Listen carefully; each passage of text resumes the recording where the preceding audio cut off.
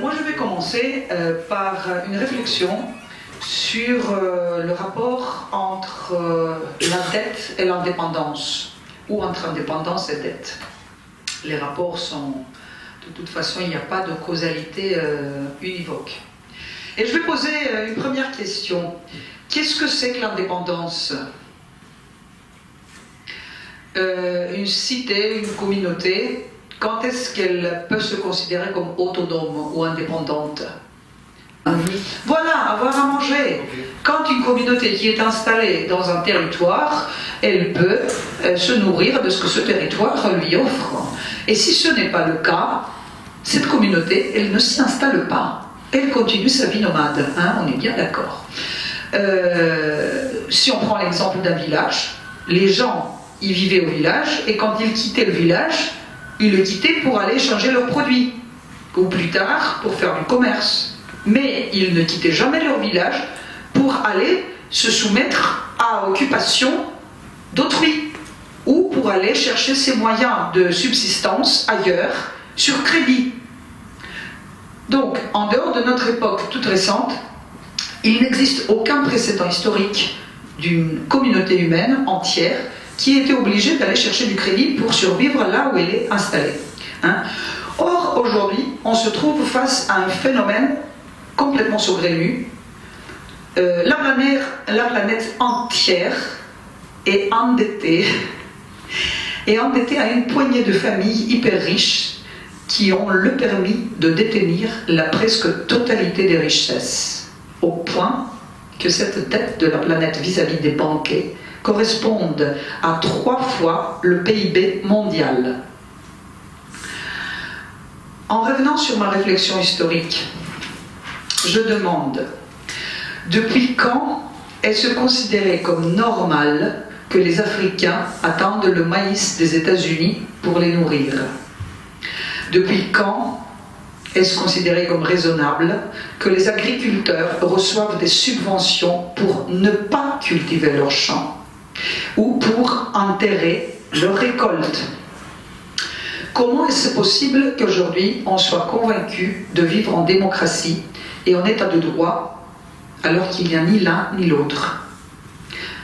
Le terme démocratie désigne le pouvoir du peuple de décider de son sort.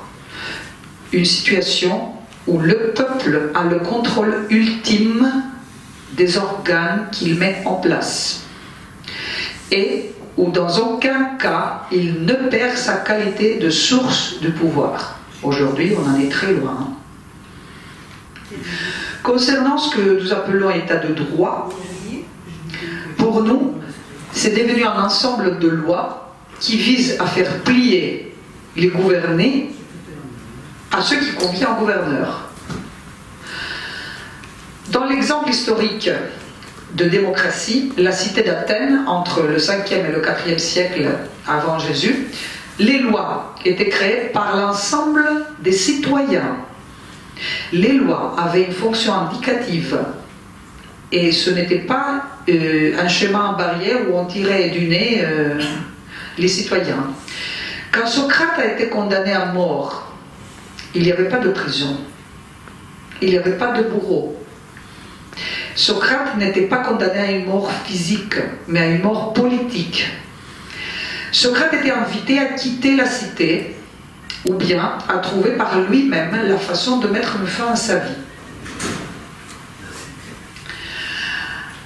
Venons à notre époque récente. Le détournement actuel des sens, du sens des mots, dans les sociétés comme la nôtre, où quand même les gens sont instruits, ils sont diplômés dans la plupart, ce détournement du sens des mots n'est possible que parce que nos cerveaux sont constamment martelés d'un appareil sophistiqué de production de mensonges. Ah, ces médias qui nous disent ce qu'il faut croire et ce qu'il faut ne pas croire. Qui voter, quoi manger, quel film regarder, comment s'habiller, quoi acheter, etc. Ces médias nous ont dit aussi que la concentration du pouvoir aux instances bureaucratiques de Bruxelles sous le beau nom d'Union européenne, signifiait la fraternité des peuples, les voyages faciles, le partage de la convivialité, l'acceptation des autres. Ils nous ont dit que tous ensemble avions la chance de nous défaire de nos monnaies nationales et au nom d'une belle et nouvelle monnaie commune et unique qui permettrait aux Parisiens d'aller boire leur café à Berlin et aux Athéniens de profiter d'un cappuccino sur la place du Capitole sans avoir à passer avant par le bureau de change.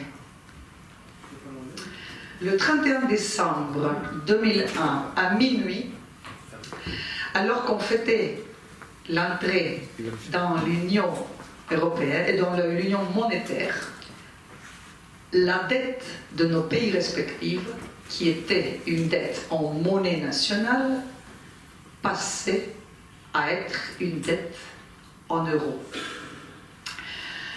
Concernant la Grèce, le 31 décembre 2001, la Grèce avait une dette de 145 milliards de dollars, une dette accumulée pendant 170 années, c'est-à-dire 31 décembre 2001. C'était une dette qui venait de 1830 jusqu'à 2001, 145 milliards de dollars. Cette dette qui était en drachmes passait à être en euros. Entre 2002 et 2009, cette dette explose. On vient en 2009 à avoir 300 milliards de dollars, c'est-à-dire plus que le double dans 7 ans. On est obligé d'importer une monnaie privée. L'euro, c'est une monnaie privée. La BCE est une banque privée. Et chaque euro qui circule dans le marché grec ou français est une monnaie empruntée qui porte en elle un taux d'intérêt chargé sur le dos des citoyens et rétribué à nos créditeurs, aux banquiers de la zone euro. En 2008, les médias nous ont annoncé que nous sommes malheureusement en crise, que la Grèce actuelle, ce petit pays balkanique sans rapport avec un quelconque passé antique, avorton d'un monde moderne qu'elle n'avait finalement pas pu intégrer, méritait bien son sort d'État en faillite. Ses habitants bronzés étaient des paresseux qui font la sieste et profitent de l'ouzo et du sirtaki pendant que leurs homologues allemands, français, hollandais, luxembourgeois, danois, hollandais et autres travaillent dur pour pouvoir leur prêter de l'argent. Les fables sont partie de la vie humaine. Depuis toujours, les fables. La différence est qu'aujourd'hui, la possibilité de vérifier par nous-mêmes ce qui est fable et ce qui est vérité tend à disparaître. La complexité technique des chiffres est un bon prétexte pour que les citoyens s'abstiennent de toute vérification des informations par eux-mêmes. Et ils délèguent tout aux spécialistes. Aristote disait « La vérité n'existe que dans son partage social. Et aucune vérité ne peut exister si elle ne fait pas partie de l'expérience vitale commune. » On en est à l'opposé. Ce que nous avons tous en commun aujourd'hui est un tas de mensonges. Par le seul fait de s'être emparé de l'esprit et du cœur des gens, ces mensonges sont aujourd'hui notre seule vérité. Dans tout ça, le mot dette de la France, dette de la Grèce, apparaît comme si c'était la chose la plus naturelle du monde. On entend dire qu'on est obligé de payer la dette publique, qu'on est obligé de la rendre viable afin de pouvoir régler les mensualités éternellement, sans souci des dégâts collatéraux. Je vais donc vous donner alors une idée plus précise de quelques dégâts collatéraux du petit pays balkanique, situé au sud de l'ex-Yougoslavie et ayant un sort malheureusement semblable à celui de cette dernière. Je crains bien que dans quelque temps, pas très long, on parlera de l'ex-Grèce. Le pays vit depuis l'an 2010 au milieu d'un ouragan, d'une crise artificielle. Est-ce que nos chers médias nous ont suffisamment informés sur ce que c'était les subprimes, les swaps, les dérivés? J'en doute. Est-ce que les médias vous ont attiré l'attention sur le rôle de Goldman Sachs, de sa filiale JP Morgan, sur la manipulation des chiffres afin d'adapter toutes les données aux conditions du traité de Maastricht 1992 et faire entrer le pays dans la zone euro? Est-ce que les médias ont-ils parlé de la falsification du déficit national grec de la part de Elstat? C'est l'organisme des statistiques nationales grec qui est lié à Eurostat, à l'organisme des statistiques européens. Cette falsification du déficit, tenez-vous bien, tenait à faire gonfler en fait le taux du déficit, le faire passer du vrai 3, quelque chose %, qui était un des plus bas de la zone euro, à un fictif de 15, quelque chose %. Ceci a permis à Giorgos Papandreou, en 2010, de nous imposer l'arrivée du Fonds monétaire international, de cet organisme bienfaiteur de l'humanité, qui depuis mai 2010 est en train de nous sauver.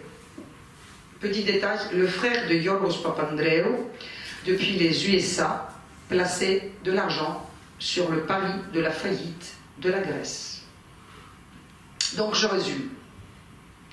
Au cours de l'année 2010, de manière frauduleuse, avec des manipulations opaques des données statistiques nationales, la Grèce a été déclarée en nécessité de sauvetage et devenue objet de divers traités illégaux par lesquels des milliards d'euros lui ont été soi-disant prêtés contre la rationalisation et le redressement, entre guillemets, de son économie.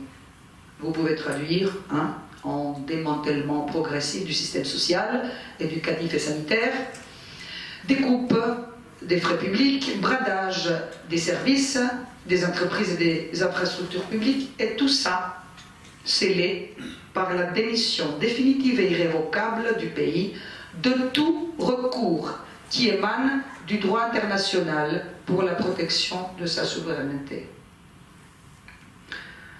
Depuis cette année-là, les gouvernements au pouvoir se sont alternés, mais la continuité d'action est étonnante. Voilà, 2009, ouais. Rien n'a changé, malgré les élections successives et un référendum complètement détourné. Aujourd'hui, messieurs, dames, la Grèce est une colonie moderne de la dette. Un pays qui vit les conséquences d'une guerre en temps de paix. Et quelques chiffres, à partir de 2011, donc on a commencé à compter. Taux de mortalité en Grèce, le plus haut que le pays ait connu depuis la fin de la Deuxième Guerre mondiale. Déficit démographique total entre 2011 et 2017 de 130 000, c'est-à-dire, qu'est-ce que c'est un déficit démographique? C'est le chiffre entre les décès et la baisse du natalité des naissances, du taux de natalité des naissances. 130 000 correspond à une ville comme Metz. C'est ça le déficit démographique du pays. Si on continue comme ça, dans 30 ans, il n'y aura plus de Grecs. En termes de chiffre d'affaires, la Grèce est en même position que l'Érythrée, que la République centrafricaine, que Guinée-Bissau, que l'Ukraine. Tout ceci, des pays en situation de guerre. Le chômage massif et structurel. Entre les chiffres comptés par le Pôle emploi correspondant et les chômeurs qui travaillent à mi-temps ou qui travaillent 3 jours par an et qui ne sont pas déclarés, etc., on arrive à 60%. Parmi les jeunes, ceux de moins de 25 ans, le taux est de 75%. Vous comprenez alors pourquoi il y a des départs et une émigration massive de la population la plus jeune du pays. De 2011 à aujourd'hui, on a plus de 300 000 jeunes formés. C'est notre produit d'exportation numéro 1. Oui, qui ont émigré, oui. Non, pas un an, depuis 2010 jusqu'à 2017, mettons, plus de 300 000 jeunes formés. Démantèlement de la santé, les hôpitaux doivent faire un choix. Ils ont 10 opérations à faire. Parmi les 10, ils doivent choisir lesquelles ils vont faire et lesquelles ils ne vont pas faire. Baisse des retraites, baisse des budgets de l'éducation, bradage des biens publics et privés au profit des spéculateurs étrangers par priorité, avec des procédures simplifiées non opposables. Confiscation et mise aux enchères des résidences principales des gens. Vous avez payé une grande partie de votre résidence principale, oui, mais vous devez encore une somme de 1 000 euros, 2 000 euros, 3 000 euros ou 500 euros à une administration ou à votre banque.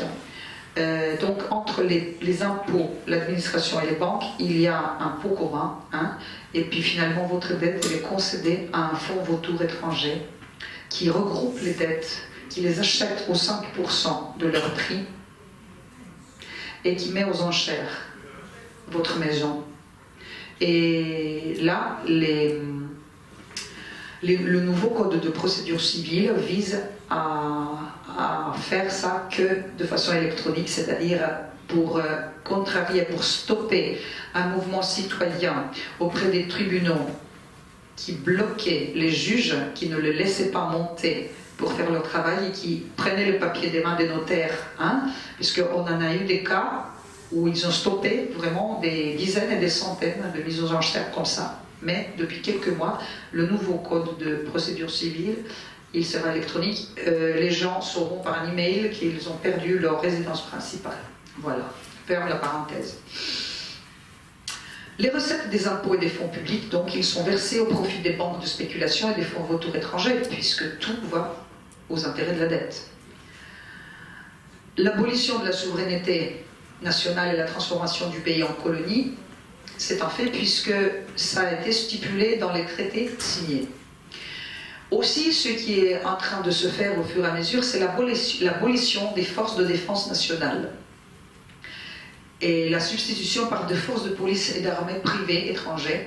Je vais évoquer l'exemple de Frontex. C'est une compagnie qui, soi-disant, nous garde les frontières, car nous, on n'est pas capable de garder nos frontières par l'intermédiaire de nos unités d'armée, etc., qui ont été fermées. Encore une conséquence de ce que ça veut dire être une colonie de dette, on se transforme en centre de détention massive de population provenant des zones ravagées par la guerre et la paupérisation, tout en servant des intérêts qui attaquent les droits sociaux de ces gens. C'est-à-dire, nous n'avons pas la souveraineté pour exercer une politique d'immigration ou quoi que ce soit, et nous n'avons pas non plus, nous ne lèvons pas non plus la tête pour exiger l'application des lois du droit international concernant les réfugiés et les immigrés, leur donner des papiers et les laisser aller où ils veulent, mais bon, la dette joue sur le fait qu'on nous stipule aussi qu'est-ce qu'on doit faire en termes de politique autre que la politique économique. Bientôt, on ne sera pas donc étonné de nous voir amputés même de notre territoire national. Est-ce tout cela anticonstitutionnel? Est-ce tout cela illégal, immoral, frauduleux? Quelques constitutionnalistes encore sincères et honnêtes l'ont dit et l'ont redit. Oui, tout ça c'est anticonstitutionnel, illégal, immoral, frauduleux. Il y a eu un rapport qui a été fait sur la dette par un comité d'examen international où participaient Eric Toussaint et d'autres personnalités. Ce comité avait été convoqué par le premier gouvernement Syriza au tout début, par la présidente du Parlement, et il a donc fait un compte-rendu. Ce compte-rendu, où il stipule justement l'inconstitutionnalité, etc., de tout ça, il a été enterré quelque part dans un tiroir. Jamais on en a parlé en Grèce. Hein. C'était comme si ce compte-rendu n'avait jamais existé. Plus que ça, le prétendu argent prêté n'est jamais entré en Grèce. Et je vais évoquer alors là, en deuxième lieu, une autre étude qui a été faite. Une étude qui a été faite par un institut allemand. L'Institut européen du management et de technologie situé à Berlin a fait une étude de 25 pages dont un résumé a été publié dans un revue allemand, Handelsblatt, du 16 mai 2016. Et dans cette étude, on peut lire que le 95% des 220 milliards d'euros prêtés avec les premiers mémorandums est allé sauver les banques allemandes et françaises qui détenaient les titres de la dette grecque. Et le 5% est allé pour sauver les banques grecques, les banques systémiques grecques. Qu'est-ce qui est allé pour couvrir les trous du budget? Eh bien le 0% est allé pour couvrir les trous du budget. Donc voilà. Et je vais évoquer là une troisième étude qui a été faite, pour ne pas dire que j'invente. En juillet 2016, le bureau de l'expert indépendant qui évalue l'action du Fonds monétaire international, parce qu'eux aussi, ils ont un expert indépendant qui évalue leur action, parce qu'ils ont intérêt d'essayer de tenir quand même une bonne réputation au niveau international, et de ne pas faire n'importe quoi. Mais pourtant là, l'expert, il a publié donc un rapport, juillet 2016, dans lequel il constate qu'il y a eu non pas seulement des erreurs de la part du Fonds monétaire international, mais toute une conspiration contre la Grèce. Pays avec une autosuffisance alimentaire de l'ordre du 98%, une extraordinaire richesse du sol, du sous-sol, située sur un point géostratégique qui relie l'Europe à l'Asie et à l'Afrique, et avec une classe politique complètement pourrie. La Grèce était le maillon faible, c'était une proie facile. Le rapport de l'expert indépendant pour l'action du FMI précise alors qu'au nom du sauvetage de la monnaie unique, au lieu de répartir le pillage des secteurs privés et publics à tous les pays de la zone euro, la Grèce a été choisie comme bouc émissaire et sacrifiée pour la continuation d'existence de cette monnaie. Avec les données que je viens de vous renseigner là, enfin les richesses du pays et sa position géostratégique, on comprend pourquoi. Car, en même temps, les vautours profitent de ce cadavre exquis. Avez-vous entendu parler de ce rapport de l'expert indépendant du FMI? Non? Non? Bah, Monsieur Tsipras non plus. On ne l'a pas vu passer en Grèce. Et pourtant, après tout ça, après avoir versé des milliards et des milliards, nous en sommes où aujourd'hui? Les banques européennes, elles ne sont toujours pas sauvées. Elles ont tout simplement avalé les milliards injectés dans leur trou noir et comptabilisés au dos du peuple grec et des autres peuples. Les banques privées de la zone euro continuent à jouer à la bourse, à laver l'argent noir du pétrole de la Daesh, de la drogue et des circuits du crime organisé qui font du trafic d'esclaves et du trafic d'organes avec tous ces pauvres gens clandestinement trafiqués de l'Asie, de l'Afrique vers l'Europe. Et croyez-moi, je sais de quoi je vous parle. Donc ces banques ont bien été sauvées, elles continuent à faire ce boulot. Mais bien sûr. D'accord, ok. C'est très bien, ouais, c'est comme ça. Hein. Mais ça veut dire que ça fait bien longtemps qu'elles font ça? Avant même les crises monétaires? Ben, disons qu'ils en profitent de plus en plus parce qu'il y a de moins en moins de surveillance et il y a de plus en plus de législations qui passent et qui enlèvent les barrières. La surveillance, c'était les États-nations. Les États-nations et certaines législations. Du moment où les législations ne passent plus des parlements, elles sont faites à Bruxelles, signées, etc. Ils arrivent d'États avec des 7500 pages, etc., qui passent dans une nuit au Parlement, même pas lues et tout ça. Oui, là c'est supranational, donc... C'est supranational, exactement, c'est ça. Alors ces banques détiennent des sommes colossales, bien plus que les banques américaines par rapport à la proportion au PIB. Je vous rappelle que les actifs de la BNP seulement correspondent aux 110% du PIB français. Ces banques sont toujours au bord de la banqueroute. La Deutsche Bank est la plus grande et la plus problématique de toutes, pleine de produits toxiques, prête à éclater et à emporter dans la chute la presque totalité des banques européennes, mais aussi au-delà. Et le vrai problème est qu'on ne la laissera pas couler. On continuera à puiser ici et là, parce qu'au moins on aurait dit ça s'écroule, un nouveau vent va souffler, mais non, on va continuer à sauver, on va puiser ici et là, en France, en Italie, partout où nos chers gouverneurs peuvent puiser pour sauver encore la Deutsche Bank et les organismes concomitants. En d'autres mots, un cartel supranational de banques et de corporations, du pétrole, des médicaments, des armes, du software, de l'alimentation, essaye de tirer un maximum de profit au moment où le tout s'écroule à cause d'une crise qu'ils ont eux-mêmes provoquée. La bulle spéculative d'énormes quantités d'argent fictives, et je donne là un chiffre indicatif, pour 2015, cette bulle spéculative arrivait à 25 fois le PIB planétaire. Cette bulle spéculative ne trouve plus d'objet d'investissement pour continuer à grandir et à rapporter aux détenteurs des gains et d'intérêts suffisamment élevés tous les jours. Alors, c'est pas une mauvaise idée d'essayer de transformer ça en bien tangible et concret. Aujourd'hui, ces profits sont que des chiffres sur écran d'ordinateur. Pour ceci, il faut mettre la main sur la totalité des ressources de nos pays. Ils s'en servent de l'OTAN, de la dette. Hein. Nous sommes destinés à devenir donc une partie, une population sans patrie, ni conscience collective, totalement dépendant de leur structure. En plus, notre état collectif psychologique, parce que ça joue beaucoup, nous avons de la culpabilité.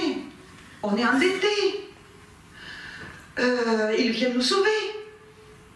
Je mets ici une note de bas de page et je dis que cet état psychologique est très important.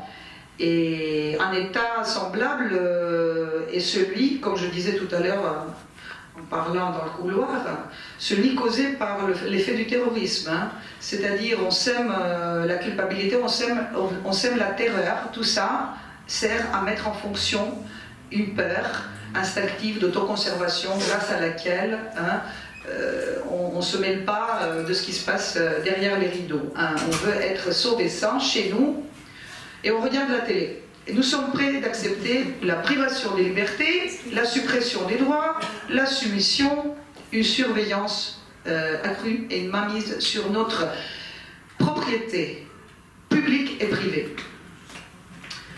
En Grèce, le deuxième gouvernement de gauche qui est au pouvoir actuellement est en train de finir le boulot des précédents. Il a signé un troisième mémorandum, il a gonflé la facture de la dette publique d'encore une centaine de milliards d'euros, en donnant sa bénédiction à ce que je vous ai décrit tout à l'heure, pour que les fonds privés étrangers s'emparent des hypothèques de résidence principale pour le 5% du prix et qu'ils jettent dehors les gens, sans procès judiciaire autre que électronique. Il n'a établi point la justice à l'intérieur du pays. Il a volé les fonds des caisses de retraite, d'éducation, de santé, pour payer quelques mensualités auprès du FMI, dont il aurait très bien pu s'en passer, car le FMI, il n'a pas de procédure obligée ou de mettre aux enchères un pays. Voilà, c'est une procédure qui aurait pu être... C'est quelque chose qui aurait pu être évité. Ce gouvernement de gauche a rendu la mer Égée à l'OTAN. Il a signé un traité... Vous m'entendez? Ah, trop fort. Ah, excusez-moi. Oui, il a signé un honteux traité, Status of Forces Agreement, avec Israël. Ce traité permet l'établissement de bases israéliennes permanentes sur le territoire de la Grèce, sous un régime d'impunité totale pour tout dommage causé. ce fameux gouvernement de gauche a liquidé dans un prix très bon marché les 3 ports et les 14 aéroports les plus lucratifs du pays aux Allemands, en parlant de privatisation. Alors, ce n'était même pas une privatisation, car Fraport, la compagnie qui les a achetés pour 3 sous, est une compagnie publique allemande. Et je rappelle que le Pirée est la porte d'entrée principale des produits chinois en Europe.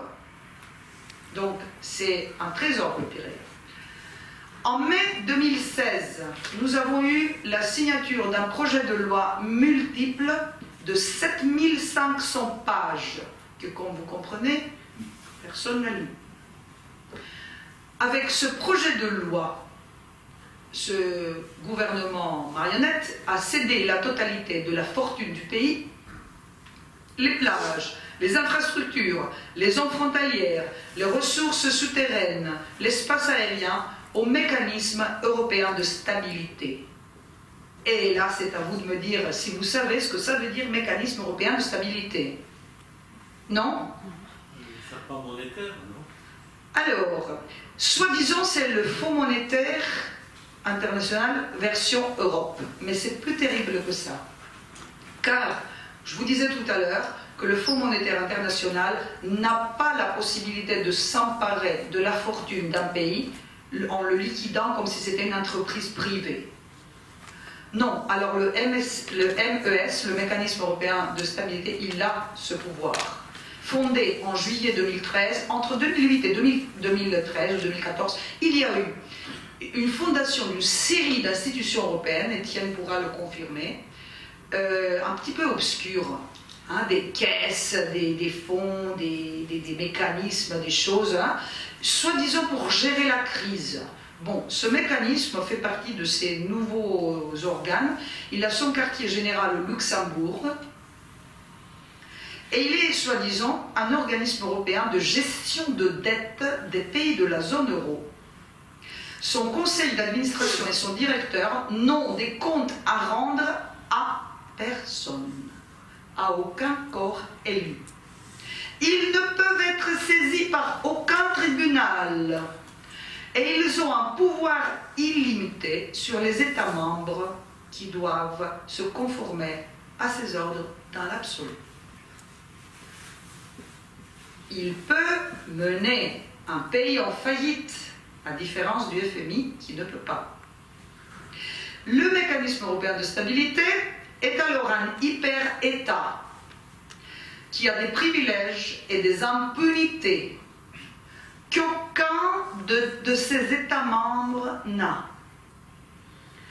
Les locaux du mécanisme européen de stabilité sont impénétrables. Ses documents et ses biens sont insaisissables.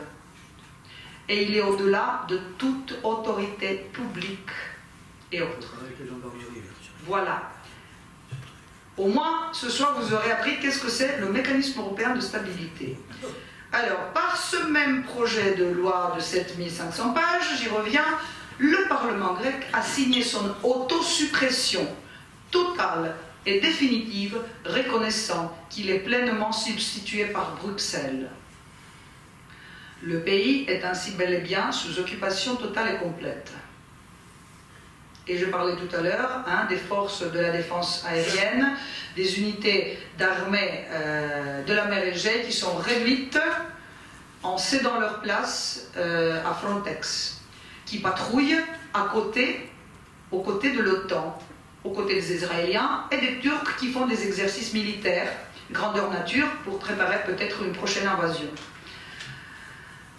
En même temps, les îles, Lesbos, Kos, Samos, Chios, sont transformées à des centres de détention de façon complètement illégale. Je disais tout à l'heure que les Grecs désertent le pays, ou crèvent. Mais pour le moment, on a à peu près 60 000 détenus de façon illégale dans des conteneurs construits sur nos îles avec les bénédictions du gouvernement qui a reçu 500 millions d'euros pour construire des conteneurs au lieu d'évoquer le droit international, de faire des documents à tous ces gens-là et de les envoyer. Vous voulez aller en Allemagne, vous voulez aller en France, vous voulez aller en Angleterre, voilà. On ne vous tient pas prisonnier ici. Mais non, non. C'est très convenable que la Grèce devienne une zone de détention où des grosses entreprises pourront puiser de la main-d'œuvre facile, bon marché. Voilà. Les citoyens français, je reviens à nous, n'en savent peut-être pas grand-chose de tout cela. Quand on leur dit que la Grèce est loin, on leur a aussi dit que leurs impôts sont partis pour aider les Grecs. Les gens n'ont pas forcément des heures à passer sur Internet en cherchant d'autres informations de ce que leur dit la télé. Puis la société française n'a pas encore vu les retraites imputées, ni les allocations familiales supprimées.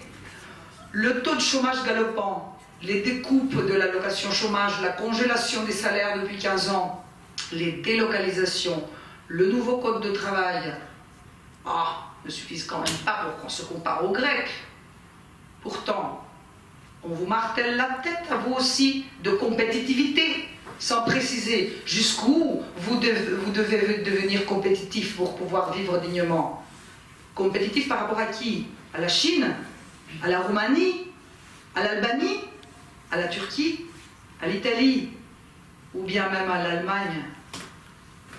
Et en même temps, les mots monnaie, production et productivité, dont il faut parler bien avant de parler de compétitivité, ne sont pas des mots à la mode, on n'en parle pas. Les instigateurs de l'intégration européenne, au même moment qu'ils créaient la monnaie unique, ils incluaient dans les traités et les conventions signées par nos gouverneurs la désindustrialisation et la déproductivisation, si je peux me permettre ce néologisme, de nos pays européens. Pour la France et les autres puissances industrielles, ça ouvrait le chemin vers les délocalisations. Pour les plus petits pays comme la Grèce, vers la désindustrialisation complète, le démantèlement de l'artisanat, la mort de l'agriculture. Du traité de Maastricht au traité de Lisbonne, on a privé les peuples de leur monnaie, de leur production, de leur poste de travail, en un mot, de leur indépendance, en les transformant en des consommateurs débiteurs d'une dette qui n'y finira jamais. Tout cela ne relève d'aucune nécessité. Ça a été tout simplement un choix politique, celui de l'ère de l'esclavage moderne. Le cas de la Grèce actuelle est là pour nous le démontrer. Et pour finir avec un mot sur l'Antiquité, à l'instar de Solon, qui avait imposé l'effacement de la dette dans Athènes de l'Antiquité, il faudrait aujourd'hui que nous citoyens, on exige l'effacement complet de la dette publique de nos pays. Et en même temps, on exige la sortie de notre pays de la prison qui rend les peuples esclaves de la dette, qui est la zone euro, et de l'hydrocéphalie de la monarchie allemande bruxelloise. Voilà. Merci.